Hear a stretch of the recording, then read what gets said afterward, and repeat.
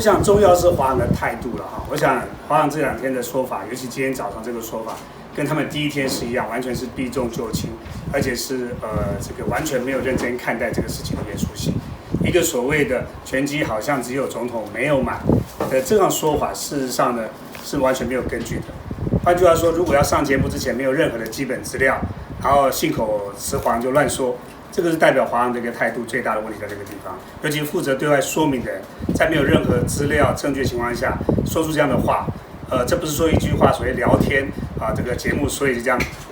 说出来了，这完全不能接受啊！所显现出来所要检讨的是华航面对这个问题的态度完全不严肃，而且是一种嬉皮笑脸的态度。您好像是要提告是不是？那另外就是这个免税品的部分，因为其实买免税品也没有违法，对，结果为什么要提告？第一个很清楚，就是说如果这个全机只有蔡总统没有买这句话是事实的话，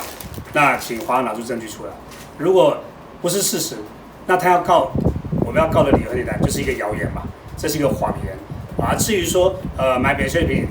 没有罪没有法，这是事实。但是呢，因为这个事情也难免会有很多人会关心，就是说有没有超买啦，太多啦，甚至有没有加入这个团啊等等。所以我想这个说法最重要的是不是事实。所以华航的道歉，我认为道歉没有诚意，然后事实也没有厘清，这是华航最大的问题所在。因为华航下午其实已经道歉了，他说也华航那个道歉完全不能接受，因为他先厘清一个问题，所以全机除了蔡总统没有买之外，好像都买了。这句话到底是不是事实？如果不是事实的话，应该为这个谎言或是没有事实做基础的说法要公开道歉。您是已经提告了？我还跟律师讨论了，基本上我们要告的决心还没有改变哈。至于是亲自要去提告，或者是委由律师提告，我们还在研究当中。甚至呢，其他委员也有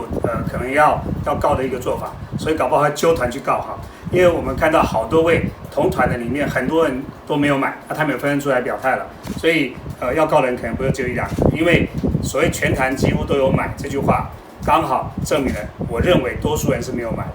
所以这句话最重要去说明要厘清，如果不是事实的话，要为这句话道歉，不是说它只是一个聊天节目，所以随性就这样讲出来。这是华航最大的问题，没有严肃看待在危机处理当中任何的一句话，它所代表意义是超过他们原来随便所想象的样子。所有东西都没有买了。坦白讲，在之前我们有所谓的登机前的预购，或者在飞机上的这个订购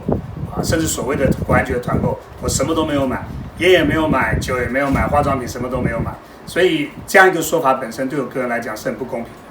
的。您是要告诽谤是不是？还没有决定啊，就说刚才提到了，这很清楚是一个谣言嘛，而且对我来讲是完全是无妄之灾啊。至于用什么样具体的罪名或什么样提高的这个形式啊，我还在跟我律师讨论当中。